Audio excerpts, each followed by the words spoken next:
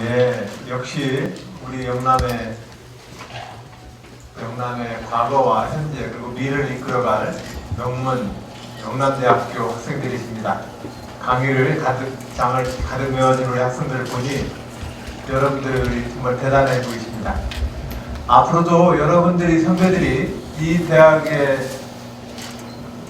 47년을 주면 약 70년의 역사 속에서 이 대학의 을 배출한 많은 선배들이 이 지역의 발전과 이 지역의 미래를 위해서 이끌어왔던 그 선배의 역사들을 후배님들이 잘 이끌어가 주시길 바랍니다. 인석을 아니라고 기죽지 말고 그렇게 합시다. 나도 충청남도 논산군 영무 마산이라는 한 200여 호 되는 시골 출신입니다. 가면 갈수록 우리가 서울 중심의 역사로 아주 극단적으로 서울 중심의 역사가 극단화된 시대에 살고 있습니다. 근데 이 서울 중심의 이 극단화된 역사는 사실은 오랜 연원을 가지고 있습니다. 오랜 연원을 가지고 있는데 정약용 선생이 유배지에서 자기의 아들들에게 보낸 편지에 보면 그 편지에 아들들아 절대로 한양을 떠나지 말아라 이렇게 되어 있습니다. 400년 전이든 300년 전이든 지금이든 서울이 도대체 어떤 공간이길래 한양 떠나지 말라 하고 인서울이 아니면 루저라고 하는 우리는 그 말을 물려받게 된 것일까요? 우리는 언제까지 이 패턴을 반복해야 할까요? 저는 여러분들과 함께 이 역사를 좀 바꿔봤으면 좋겠습니다. 바꾸려면요 간단합니다. 우리 스스로가 이 물려받은 과거의 역사를 편성해서 그 끝자락을 부여잡고 현재의 먹이사슬 내 기득질서라는 그 끝자락을 차지하기 위해서 그 좁은 문을 향해서 경쟁할 것이냐, 아니면 내가 서 있는 이 위치 내에서 새로운 혁명을 시도할 것이냐의 문제라고 저는 생각합니다. 저는 우리가 서울 중심의 역사, 중앙 집권화된 국가 체제의 역사로부터 이제 새로운 미래로 가야 한다고 저는 생각합니다. 대한민국은 서울로 표현되어지는 중앙 집권 국가입니다. 중앙 집권화된 이 국가 체제 내에 모든 자원과 기회가 배분되기 때문에 그렇습니다. 오늘날에도 대통령 선거를 치르면 영남, 호남, 충청도 하고 싸웁니다. 우리 지역에서 대통령을 배출해야 우리 지역의 지역 발전의 기회가 더 많다고 많은 사람들은 생각하고, 이런 믿음하에 우리의 선거는 영남, 호남, 충청이라는 지역적 투표 행위를 오랫동안 지속해 왔습니다. 근데 여러분, 이거 굉장히 아이러니 아닙니까? 5천만 명의 대한민국의 지도자를 뽑는데 그 지도자를 뽑아서 우리 지역의 발전을 꾀하겠다라고 하는 이 명제 자체가 성립이 안 되는 얘기 아닙니까? 결과적으로 우리는 대통령 선거를 통해서 지역적 헤게모니와 지역적 이익을 향해서 대통령이라는 대한민국의 권력 게임을 우리는 여전히 하고 있는 것입니다. 이 게임은 1400년 전부터 시작됐던 게임입니다. 삼국통일의 역사. 이 삼국의 통일과 이 권력 투쟁의 역사는 결과적으로 이 중앙의 권력을 차지한 자가 그 중앙의 권력을 갖고 국가의 재원과 기회를 불공정하게 행사해온 역사였습니다. 그리고 그 역사는 우리 모두에게 그 권력을 향해서 출세라는 이름으로 그 권력의 좁은 문을 들어가자고 우리 모두에게 명령하고 있습니다.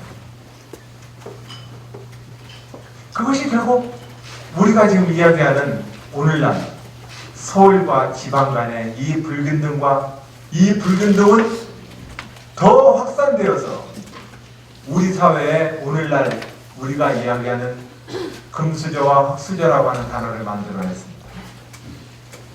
결과적으로 서울 중심의 역사는 대한민국 민주공화국 구성원들의 부정의를 이야기합니다. 공정한 기회의 상실을 의미합니다. 공정한 기회를 상실한 채 우리는 서울로 표현되어지는 그 네트워크의 기득권 질서 내에 대한민국은 작동되고 있고 움직이고 있다고 믿고 있고, 그에 따라서 고위공직자들의 인사도, 주요한 경제적 공사와 사업장의 발주도 다 그 중심 체제로 들어가지 않으면 변방은 얼어 죽는다는 생각을 하게 됩니다. 그리고 우리는 너무나도 당연히 그 현실을 우리가 우리 현실로 인정하고 받아들이고 있습니다. 저는 그래서 우리 지역의 명문 대학, 자랑스러운 역사와 전통을 자랑하는 우리 영남대 학생들과 함께 인서울의 역사로부터 자치와 분권, 새로운 공정한 기회의 땅으로 우리가 힘을 한번 좀 모아보자고 제안합니다.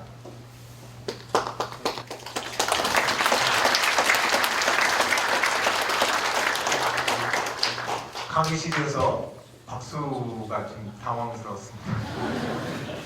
사실은 다른 데서는 박수 많이 치십니다. 그런데 강의실에서 박수가 제가 좀 당황스러웠는데요. 이 역사는 사실은 노무현 정부 때는 행정수도를 지방으로 이전하자는 노력이었습니다. 행정수도를 지방으로 이전하자.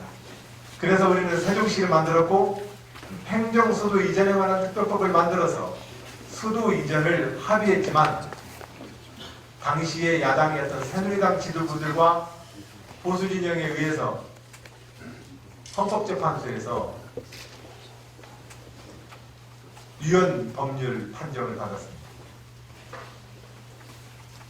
그 당시 헌법재판관들은 수도 서울로부터 행정부를 이전하려면 헌법을 바꾸라고 얘기했습니다. 헌법 어디에 서울을 현재의 서울로 정해놓은 바가 없는데 무슨 헌법을 바꾸라는 이야기냐? 헌법재판관 재판관들은 오랜 역사적 관행으로, 관습법적으로 서울은 서울이었다는 것입니다. 그러므로 오랜 관습법적으로 서울이 서울이었던 것은 헌법적 효력을 가지고 있는 사실이었으므로 그 서울을 이전하려면 헌법에 명기를 해서 옮겨야 되는데, 이걸 하위에 수도 이전에 관한 특별법으로 법을 정해서 옮기려 했으니 이것은 위헌이다라고 판정을 한 것입니다. 여러분들 소통 이해됩니까? 네, 제 말은 이해되지만 이 헌법재판관들의 이 판결이 여러분들이 가지고 있는 상식적 눈높이에서 맞는 것으로 이해됩니까? 근데 제가 볼 때는 이해가 안 가는 것이 좀 상식적인 것 같습니다. 그러나 이 행정수도 이전은 결과적으로 위헌 판결까지 그리 받아가면서 끝내는 청와대와 국회가 옮기면 수도가 이전하는 법률적 효과가 있으므로 청와대와 국회는 옮기지 말고 정부 부처만 옮기는 것으로 타협 법안을 만들어서 행정용식 복합도시라는 이름으로 세종시를 발족하게 됐습니다. 노무현 정부 때입니다. 근데 이마저도 2007년 12월 대통령이 되신 이명박 대통령은 이 행정중심 복합도시의 세종시 건설에 대해서 대통령 선거 때까지는 찬성을 하셨다가 대통령 되시자마자 번복을 시도하셨습니다. 그래서 2년, 3년 차일피일 끌다가 끝내 박근혜 대통령이 이명박 대통령의 행정중심 복합도시 백지화 시도의 법안을 반대함으로써 이 논란이 중지부가 짓게 되었습니다.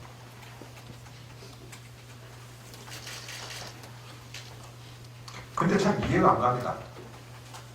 저는 새누리당과 어떤 당이든 주장을 하면 좀 일관되게 주장을 해줬으면 좋겠습니다.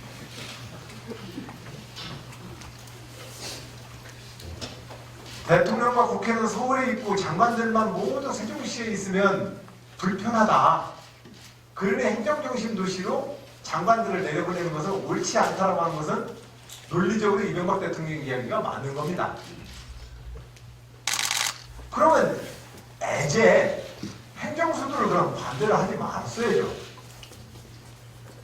근데 그걸 반대를 해놓고 장관들만 내려가면 비효율이 초래되므로 행정중심 복합도시마저도 해서는 안 된다라고 이명박 대통령은 이제 가고 있는 거고, 박근혜 대통령은 어떤 이유인지 모르겠는데 이명박 대통령이 이러한 주장을 반대하고 거부하시면서 오늘날 행정중심 복합도시를 완성을 시키는 데 아주 큰 역할을 하셨습니다.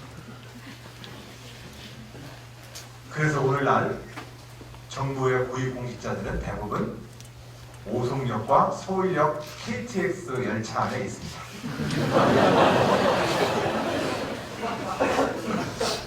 오송역에 보면 많은 시국장들과 정부 고위 관료들을 늘 볼 수 있습니다. 예. 기차를 너무 많이 타고 다녀서 그런지 얼굴들이 다 새하얗습니다. 이 문제를 어쨌든 풀어야 되는데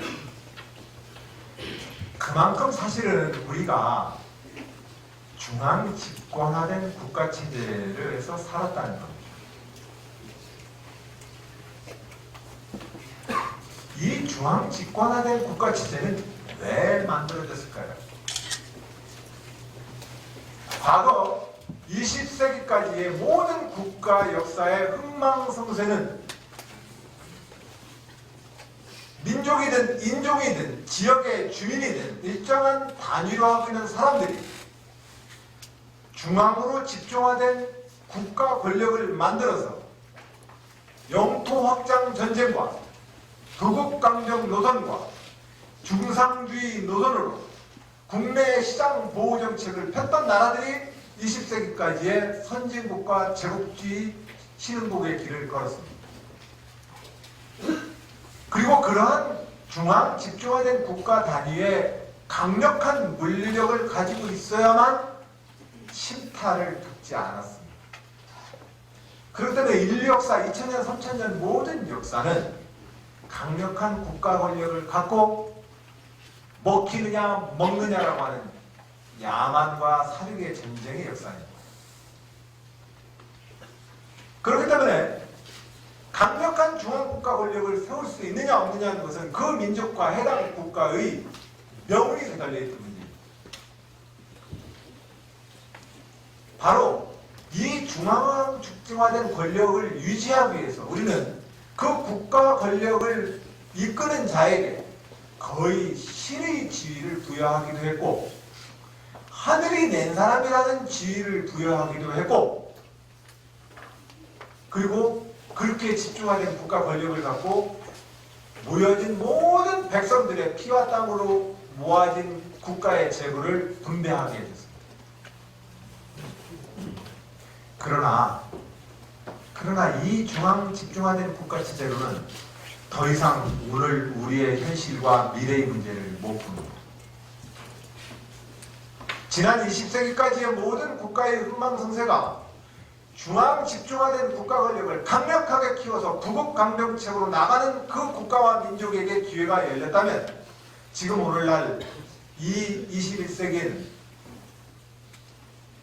어떠한 형태로든 간에 그 국가가 자치와 분권의 역량으로 세계화에 잘 대응하느냐가 그 국가의 흥망성쇠의 기로를 만든다고 저는 생각합니다. 오늘날 세계의 시민들은 국경을 뛰어넘어서 여행과 이주를 하고 있고 국제적인 많은 노동자들의 국제적인 이동 노동이 성행하고 있고 상품과 자본은 국경을 이미 뛰어넘고 있고 국경 내에 존재하는 금리와 환율 정책은 사실은 한 국가 내 거시경제는 거의 지난 20세기까지 어떤 약효를 발휘할 수가 없습니다. 어떻게 보면 이 일 국가 내 중앙 집중화된 국가 권력을 유지를 바라는 자는 그 일 국가 내에서 정치와 그 권력을 쥐고자 하는 자들의 논리일지도 모릅니다. 시민들의 일상적 삶으로 봤을 때 한 국가 내에서의 중앙 집중화된 국가 권력은 사실은 이미 과거의 낡은 틀입니다.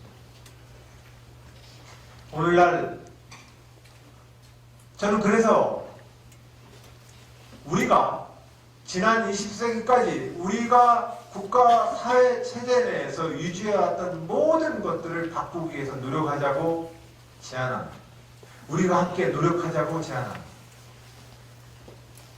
오늘 우리가 지금 겪고 있는 박근혜 최순실 게이트라고 하는 것도 결과적으로 이 낡은 지난 시대의 이데올로기와 지도력으로 21세기 국가와 주권자를 상대했기 때문에 생겨난 문제입니다.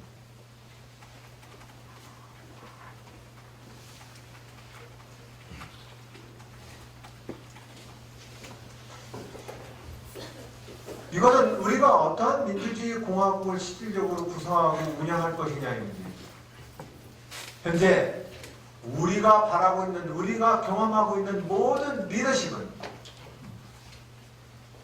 대통령이라고 쓰고 임금님의 통치력으로 작동하고 있습니다. 우리는 좀 더 명실상부하게 우리가 말하는 이 민주주의 제도가 우리에게 좀 더 공정한 기회를 보장하고 우리에게 좀 더 좋은 미래를 만들어내는데 이 민주주의 국가 운영 체제가 작동할 수 있어야 합니다. 그러나 현재 작동이 안 되고 있습니다.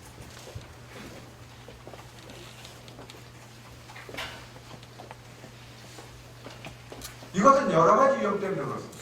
첫 번째로는 과거의 낡은 군주, 임금님식 정치 스타일을 계속해서 정치가 반복하고 있기 때문에 그렇습니다. 많은 정치인들이 자기가 권력을 잡으면 그 권력을 다수결이라는 이름으로 상대를 싹쓸이하려 합니다. 민주주의 제도에서 우리는 어떤 결정을 하려 할 때 다수결 제도를 피할 수는 없습니다. 그러나 그 다수결 제도가 다수파에 의한 소수파의 압살, 그리고 한 사회의 합리적 상식에 기초하지 않은 다수파의 횡포가 될 때 민주주의 제도는 죽습니다. 이명박 대통령의 24조 원에 이르는 사대강 사업, 그분들의 논리를 치면 당신들이 지배했던 국회의 다수파의 권리라고 주장할지는 모르겠으나 그것은 결과적으로 국가 예산의 낭비는 말할 것도 없고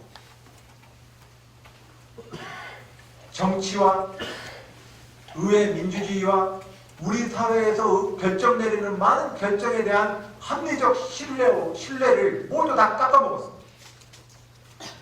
이게 왜 중요하냐면요, 제도와 규칙에 의해서 그 규칙에 따라서 나에게 공정한 기회가 주어질 것이라고 하는 믿음이 있는 것과 그 제도와 규칙은 제도와 규칙뿐이고 실질적으로 다른 루트에 의해서 결정된다라고 생각되어지면 우리는 제도와 규칙을 따르지 않습니다.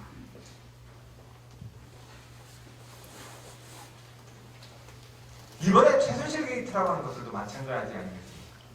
우리가 말하는 장관에 대한 인사청문회, 국무회의에 대한 장관들에 대한 주요한 의사결정 시스템,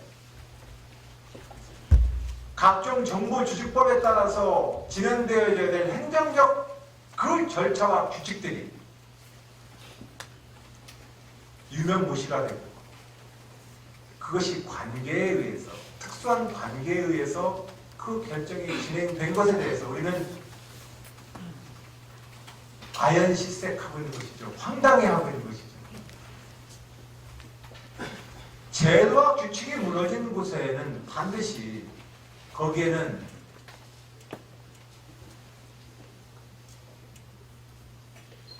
서로 간에 연고를 찾고 친소관계를 찾는 사람 관계만 남습니다. 이 사람 관계만 남는 것은 우리 모두에게 실질적으로 백이라고 하는 이름의 사회적인 부정과 부주의를 만들어내. 그리고 그 제도와 규칙에 대한 사람들의 신뢰는 무너집니다. 제가 아들이 둘이 있는데 큰 녀석이 군대에서 제대하고 둘째 아이가 군대에 갔겠죠. 그 큰 놈이 둘째 아이한테 군대 생활에 대해서 그렇게 충고하더라고요. 가서 무조건 시키는 대로만 해라.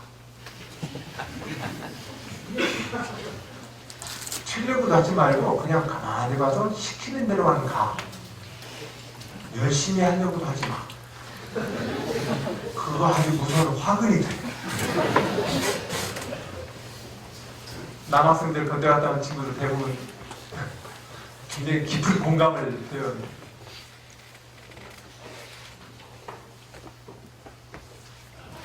우리가 지금 현재 믿고 있는 사회생활의 믿음이라고 하는 것은 제도와 규칙에 대한 배신감입니다. 우리가 법률이라고 말했던 모든 법의 제도와 규칙에 대한 우리 제도에 대해서 우리는 철저히 불신하고 있는 것입니다. 그리고 그 제도와 규칙을 뛰어넘는 특수한 사람들의 관계가 이 사회를 지배하고 있다고 우리는 모두 믿고 있습니다. 저 또한 그 불신과 그 특수한 사람들의 관계가 우리의 운명과 이 사회를 결정하고 있다는 여러분들의 그 불신에 대해서 아니라고 말하기가 어렵습니다.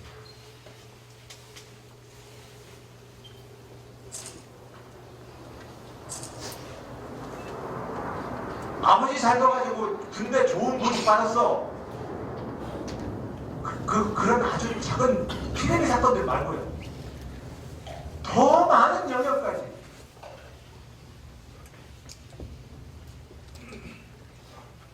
재벌가의 아들은 64억을 유산으로 상속받아서 거기에 세금을 낸 다음에 불과 10년 만에 그 재산이 64억이 10주가 되고 몇 주가 되어버리는 나라.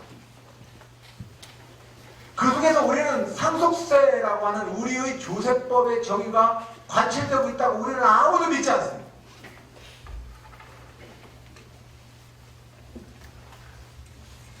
가장 국민과 국가 공동체 생활에 있어서 기본이 되는 세금 내는 곳에서의 그 정의에 대해서 우리가 불신이 깨진다면 이 국가사회는 유지가 안 될 겁니다.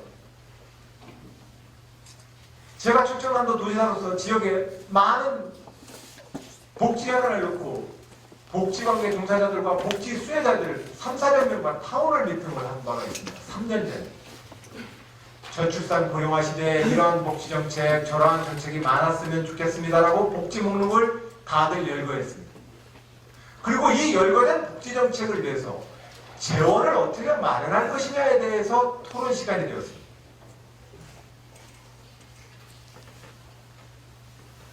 모든 사람들이 이러한 사회 안전망과 기본 제도는 필요하다고 동의했고, 그리고 이러한 제도를 위해서 필요하다면 나도 더 세금을 내겠다고 이야기했습니다.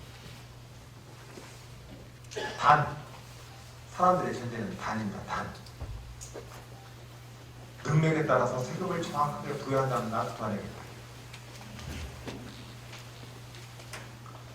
물론 복지정책은 복지제도가 얼마나 효율적으로 작동하고 복지제도가 얼마나 효과적으로 실용적으로 작동할 수 있냐, 효율적으로 작동하고 사각지대를 없앨 수 있느냐에 대한 복지제도 설계에 대한 사람들의 논쟁이 있었고, 그것에 대한 우리들의 고민들이 앞으로도 더 있어야 한다. 그러나 저 조세 부분만 얘기하면, 결과적으로 우리는 우리가 말하는 법과 규칙의 제도의 정의에 대해서 우리 모두는 지금 신뢰하고 있지 않습니다.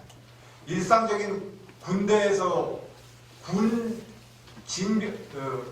병역의 의무를 수행함에 있어서도, 납세의 의무를 수행함에 있어서도, 교육의 권리를 행사함에 있어서도 우리에게 주어진 의무와 권리는 우리 모든 시민권자들에게 공정하게 부여되어지고 있고 공정하게 그 권리가 보장되고 있다는 믿음을 우리는 못 가지고 있어요. 이거 깹시다. 우리 시대한번 깨봅시다. 저 사람들이 나란 일을 하는 사람들이니까 저 사람들 좀 더 특별히 봐줘야 돼. 저 사람들은 뭔가 좀 더 중요한 사람들이니까 좀 특별히 좀 봐줘야 돼. 나라 경제도 어려운데 기업인들 자꾸 수사하면 되냐? 대통령의 통치행위는 좀 보장돼야 되는 것 아니냐?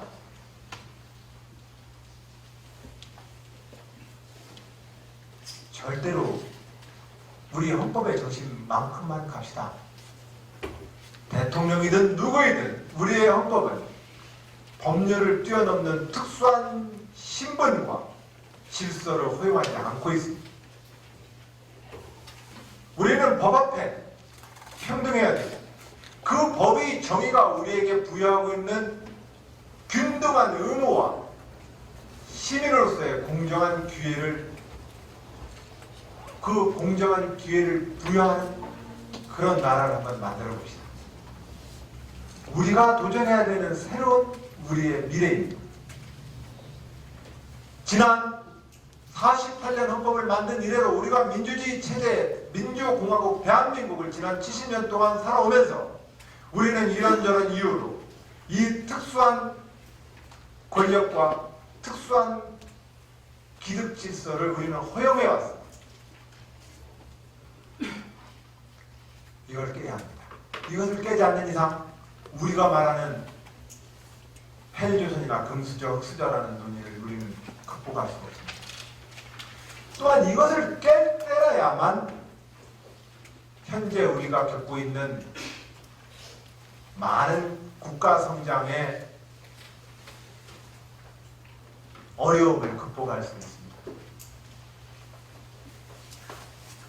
그것은 좀 더 정의의 가치를 높이는 일입니다. 좀 더 민주주의가 우리에게 보장하고 있는 공정한 기회라는 정의의 가치를 보장함으로써 우리 모든 5천만 명의 국민들이 자기의 실력과 자기의 노력에 입각해서 승리와 패배를 받아들일 수 있는 나라, 그 나라를 우리가 만들어야 합니다. 저는 그렇게 만들고자 합니다.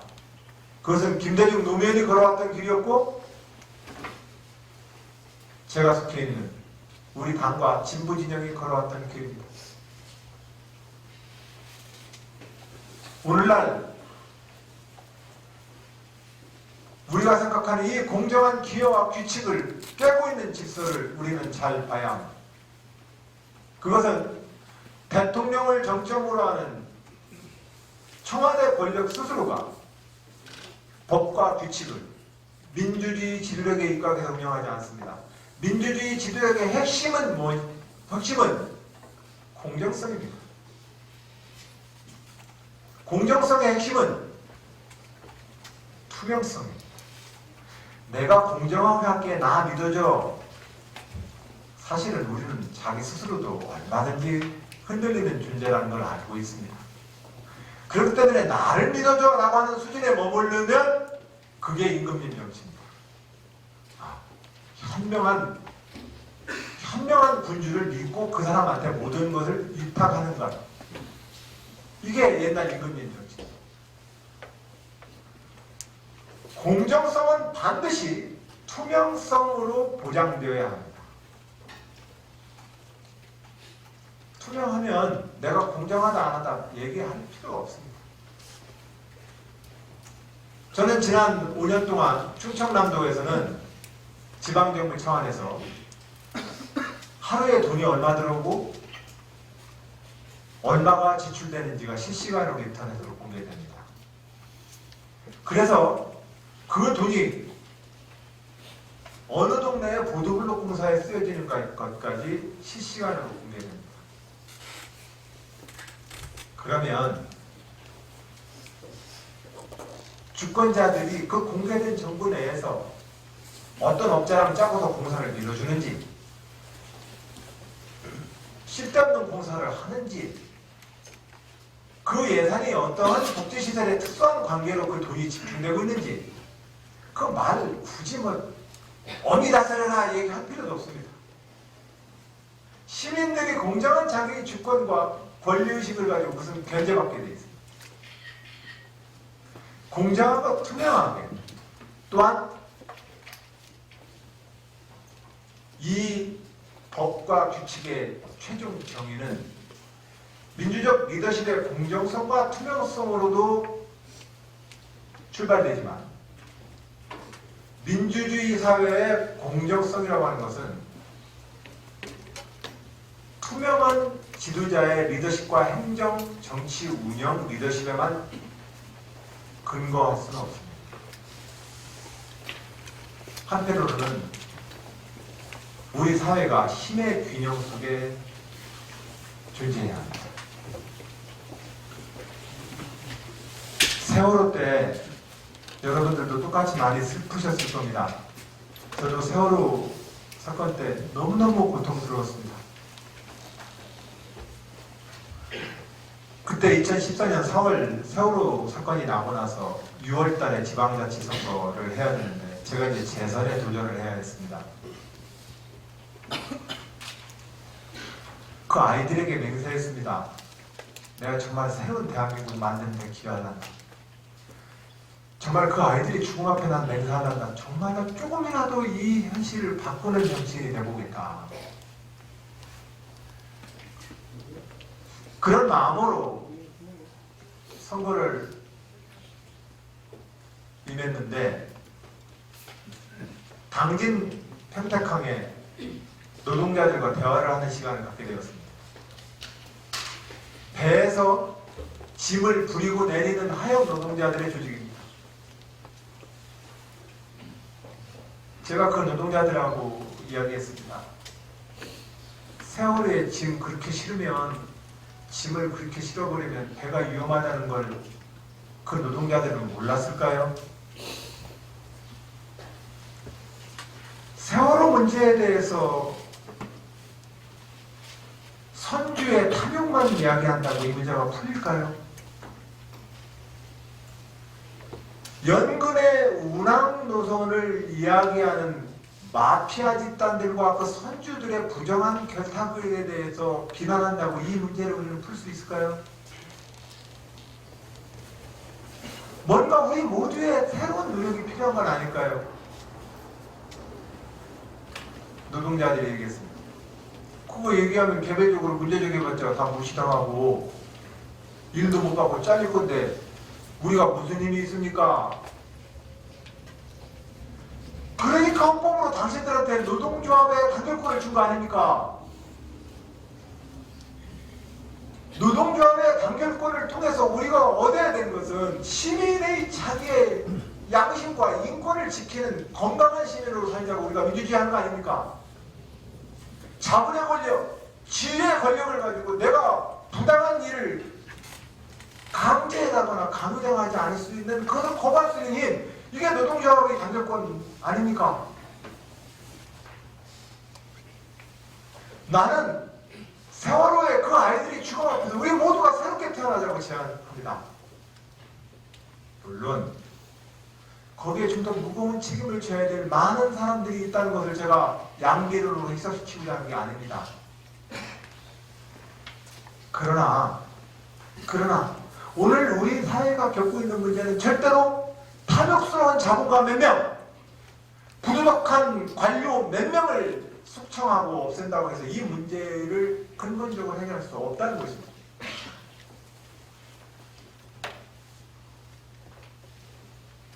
대한민국 주권자 여러분, 정치인들 너무 믿지 마십시오. 원래 안 된다고요? 여러분들의 나라입니다.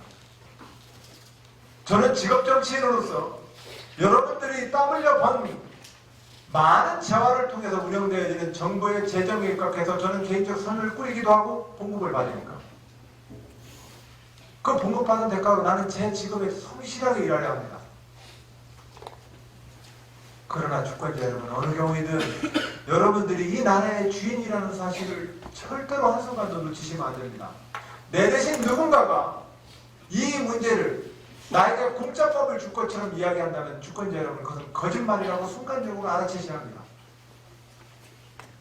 내가 어떤 정책을 선택한다면, 가령 4년 전에 기초노령연금 20만 원을 어른들께 모두 다 드릴게요 라고 하는 한 후보가 얘기했으면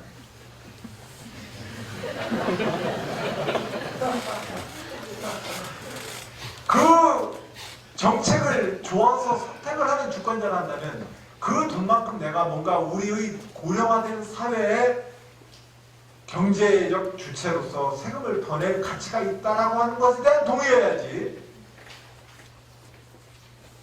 많은 행위 쥐어짜서라도 알뜰하게 살아가지고 20만 원씩 다 드릴 수 있습니다 라는 그 말을 고지그대로 믿으시면 안 됩니다.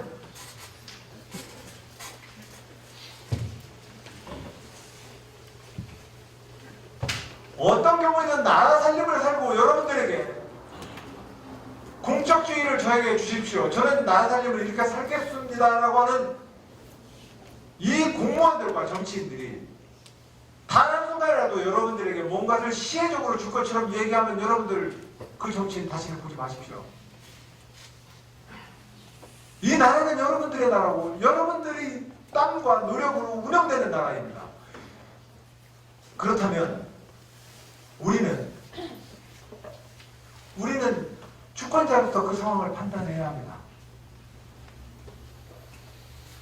민주주의 리더십이 공정하고 투명하게 행사되어서 법과 규칙의 정의를 지키는 일이 첫 번째란다면 우리는 민주주의라는 이 제도가 좀 더 주권자들이 참여에 의해서 새롭게 운영되는 민주주의 나라로 가야 합니다. 이것을 권력 투쟁을 하는 정치인들이 주권자인 당신들께 뭔가 전리품처럼 선물로 주는 것이 공약이 되어서는 안 됩니다. 그건 다 거짓말이에요. 세월호 사건에서부터 우리가 오늘날 노사분교의 많은 현장의 문제까지 그것은 우리들에게 좀 더 많은 참여와 우리들의 노력을 필요로 합니다. 그 노력을 기울일 때라야만 우리는 오늘의 현실을 극복할 수 있다고 생각을 합니다. 저는 직업정치인으로서 대한민국 주권자 여러분께 감히 부탁드립니다. 여러분 함께 해주십시오. 저는 가장 정직한 사람으로서 여러분들께 늘 성실히 보고하겠습니다. 나한테 맡겨놓으면 내가 다 알아서 해주겠다고 얘기 안 하겠습니다. 바로 그 민주주의가 바로 새로운 시대의 참여 민주주의이고 이 참여를 가장 적극적으로 조직하고 보장하는 일이 지방자치와 자치분권의 나라로 가는 길입니다. 그런 측면에서 저는 주권자 여러분들과 함께 오늘 우리가 당면하고 있는 모든 문제를 그런 참여를 통해 풀어보자 말씀을 좀 드립니다. 우리가 현재 당면하고 있는 문제가 뭡니까? 경제성장이 둔화되고 있습니다. 전통적으로 아버지 시대 때부터 해왔던 제조 중심의 많은 우리의 산업 기반이 전 세계적인 경제 산업의 구조조정 기에 그 경쟁력을 잃어가고 있습니다. 조선업이 잃어가고 있습니다. 해운업이 잃어가고 있습니다. 제철 산업이 그 경쟁력을 잃어가고 있고 화학이 잃어가고 있습니다. 여러분들 사과 좋아하시죠? 사과는 6세에서부터 15세까지가 정형입니다. 보통 그때의 사과가 가장 맛있다고 얘기합니다. 물론 그 주위도 열립니다. 그러나 과수원을 선수로 운영하시는 분들은 10년쯤 넘으면 후계나무를 키웁니다. 그래서 그것을 품종을 대체하거나 후계나무들을 줍니다. 근데 그 돈 꽤 들어갑니다. 굉장한 투자입니다. 대한민국의 산업 구조는 지금 큰 산업 구조 조정기에 지금 들어가 있습니다. 이 산업 구조 조정기에 우리는 많은 고통을 겪게 될 것입니다.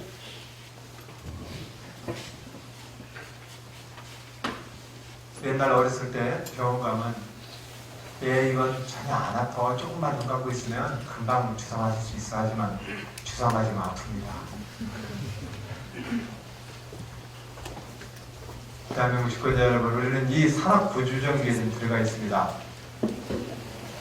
아버지 때부터 우리가 과일을 따먹던 그 사과나무가 바뀌어야 되는 것처럼 우리는 지금 교체기에 와 있습니다. 이 교체기에 옛날 박정희식으로 얘기해가지고 막 경부고속도로 놓고 포항대체를 만들고 국가가 돈 대주고 하는 이걸 가지고는 새로운 산업이 안 만들어집니다. 이명박 대통령 때 24년을 투어도 일자리 늘어나는 거 봤습니까?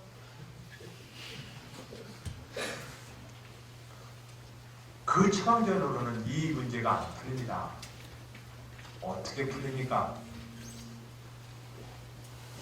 새로운 기술과 새로운 상품과 새로운 산업이 등장해야 합니다. 자동차다. 그러면 이 자동차가 배터리 자동차로 가든지, 배터리 자동차로 가게 되면 어떻게 됩니까? 내연 엔진기관 계통의 공장들은 삭슬이 없습니다. 이 변화의 시기에 우리의 주력 모든 산업 구조가 지금 다 직면해 있고, 지금 당장 목전에서 기다리고 있는 저 거제주 선수와 경남 일대의 10여만 명의 노동자들의 삶과 일터가 걸려있는 조선업의 구조조정기에 들어가 있지 않습니까? 3년만 더 지나면 조선업이 뜰 거니까 조금만 더 보태달라는 사업을 하시는 분의 요구가 있고, 그동안 이미 집어넣은 돈만 하더라도 수조 원 내서 더 이상 못 걷는다는 투자자들의 요구가 부딪혀 있습니다. 정치인들은 여기에 수만 명에 이르는 지역 노동자들과 주민들의 실업을 우려해서 그 기업을 어떻게 해서 살려야 된다고 얘기하고 있습니다.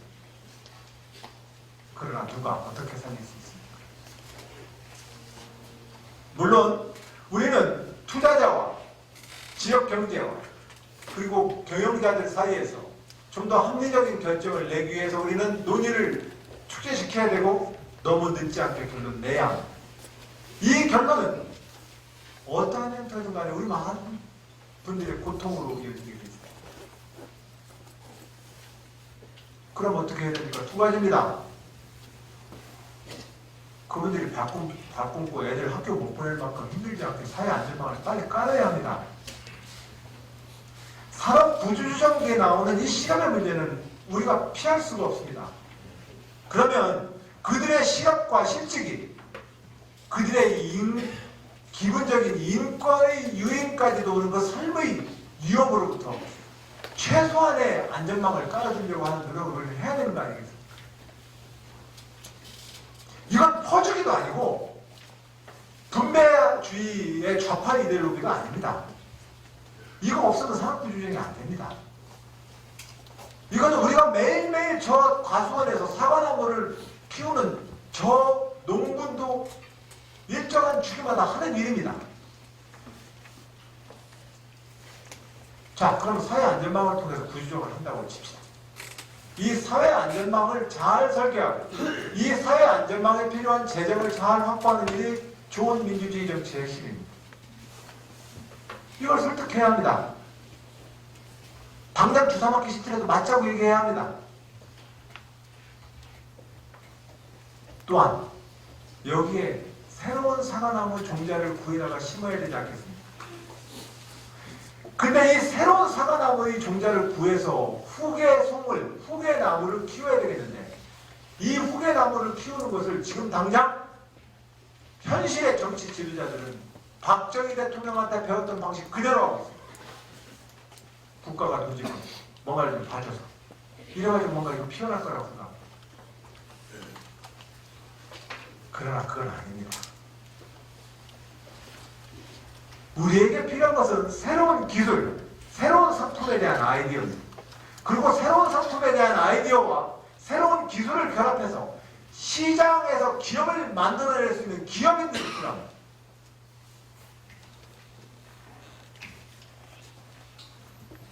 자본주의 시장경제에서 바다의 왕자는 돌고래요.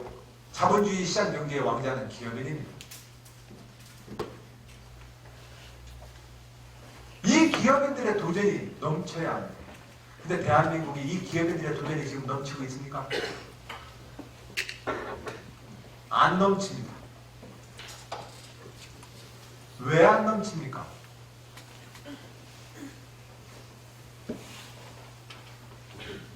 이 문제를 풀어야 합니다. 바로 이것이 우리가 말하는 경제민주화의 핵심적 과제입니다. 경제민주화의 핵심적 과제는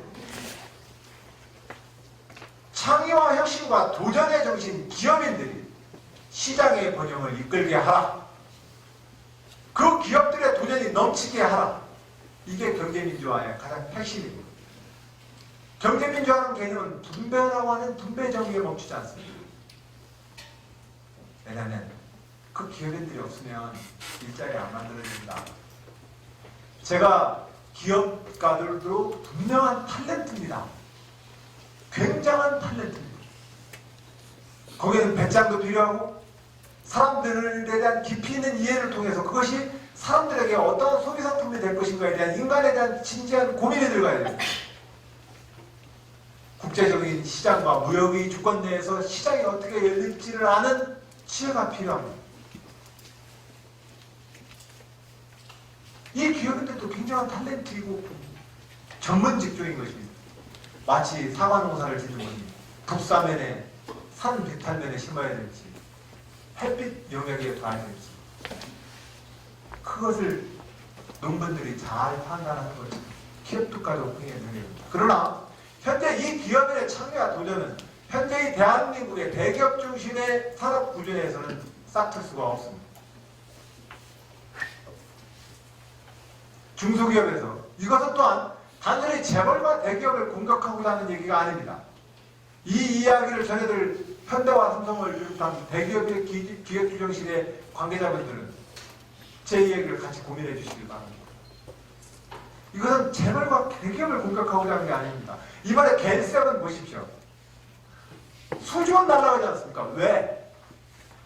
핸드폰 하나를 만들든 자동차 하나를 만들든 그것은 수많이 많은 부품들의 결합들입니다. 각각의 부품들이 얼마나 많은 혁신 역량을 가지고 있는 기업들에 의해서 운영되느냐에 따라서 그 완제품들은 끊임없는 혁신들이 일어나게 되는 건 당연한 이치 아니겠습니까? 그런데 중소기업들이 왜 혁신을 안 합니까? 혁신을 해봤자 별로 자기에게 부가 안 떨어지니까 그렇지요. 해마다 납품 과정들이 납품 원가가 수직 대화되는 틀내에서 쳐내는데요.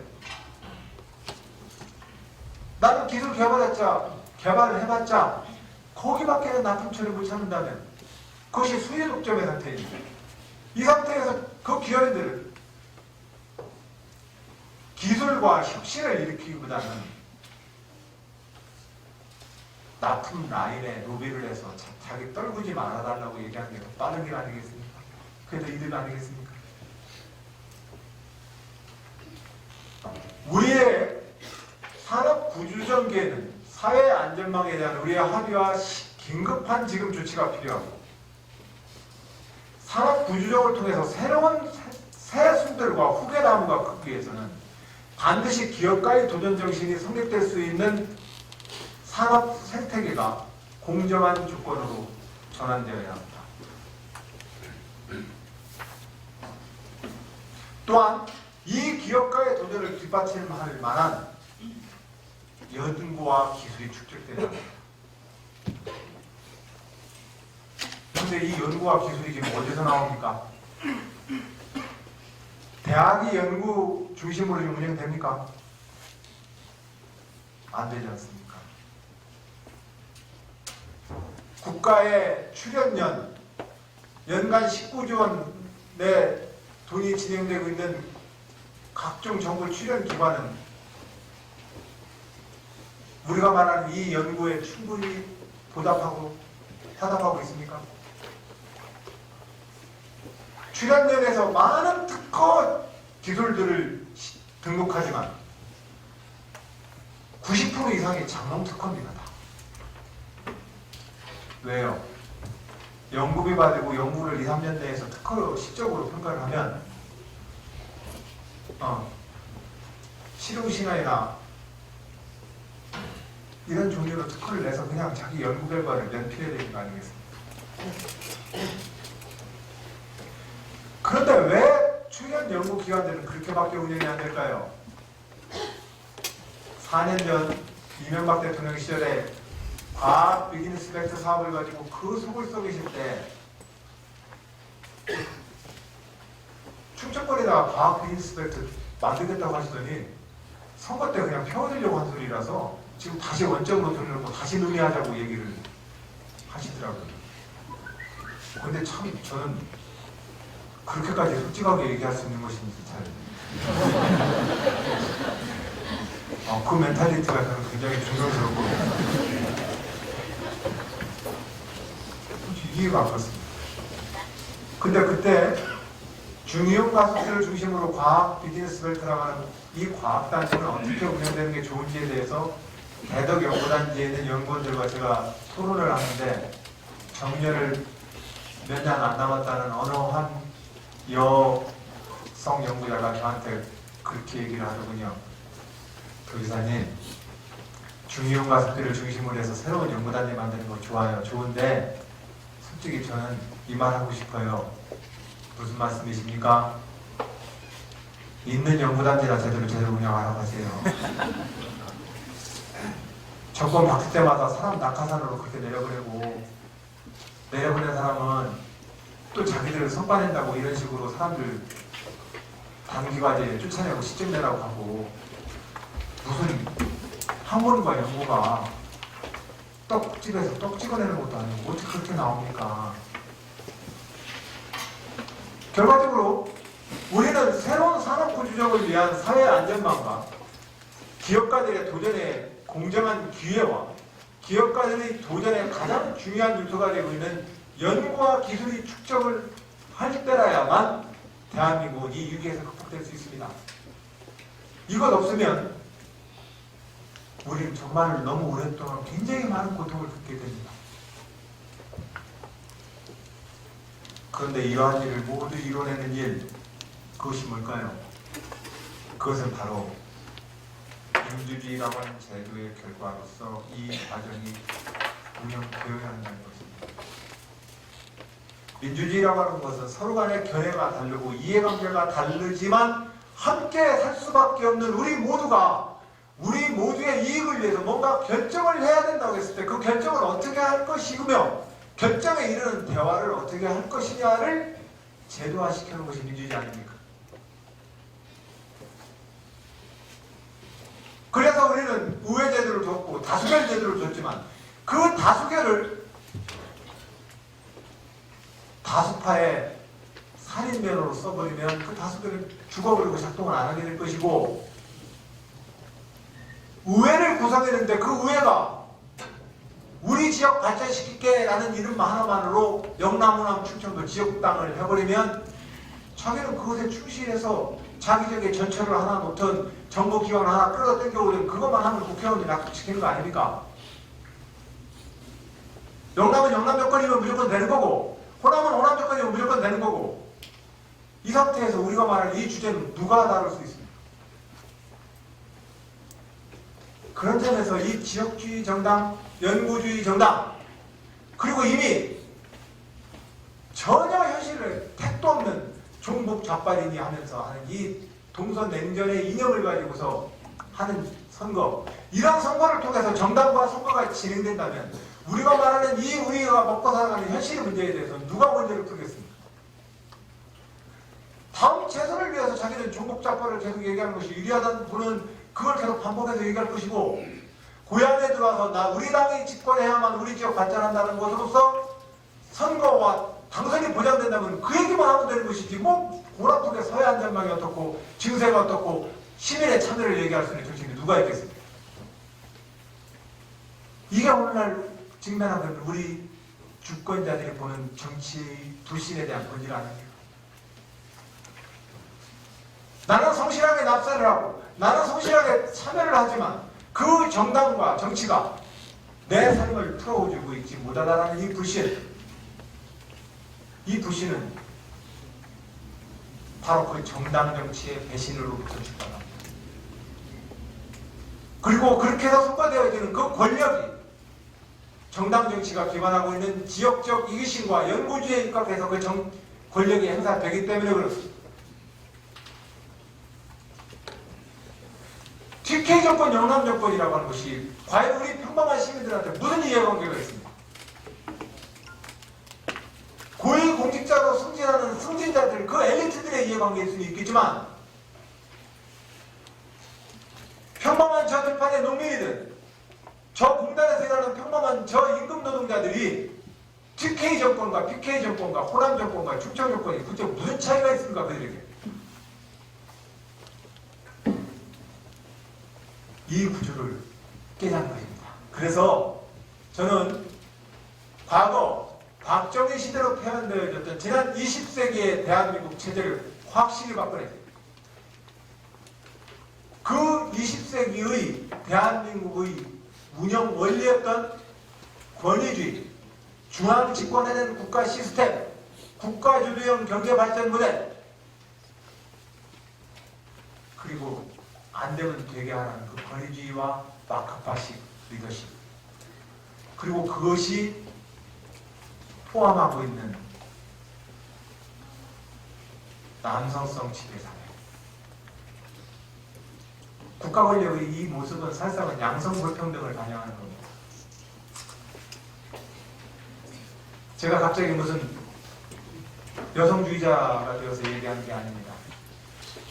본질적으로 국가가 가지고 있는 이 권위주의와 폭력은 우리가 겪고 있는 성불평등의 그 권력 관계가 바로 이 국가와 사회 구조를 그대로 반영하는 것입니다. 예전에 정희진 교수님이 그렇게 얘기를 하시더군요. 오빠 믿어 이렇게 얘기하지만 실제로 믿을 오빠 하나도 없더라.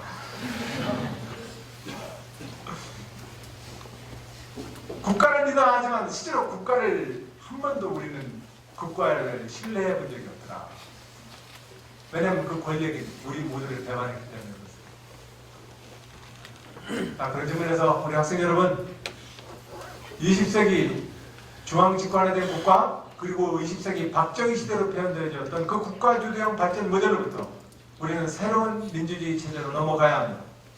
이 민주주의 체제야말로 우리가 지금 겪고 있는 산업 구조정비의 우리의 문제를 푸는데 가장 핵심적 과정입니다.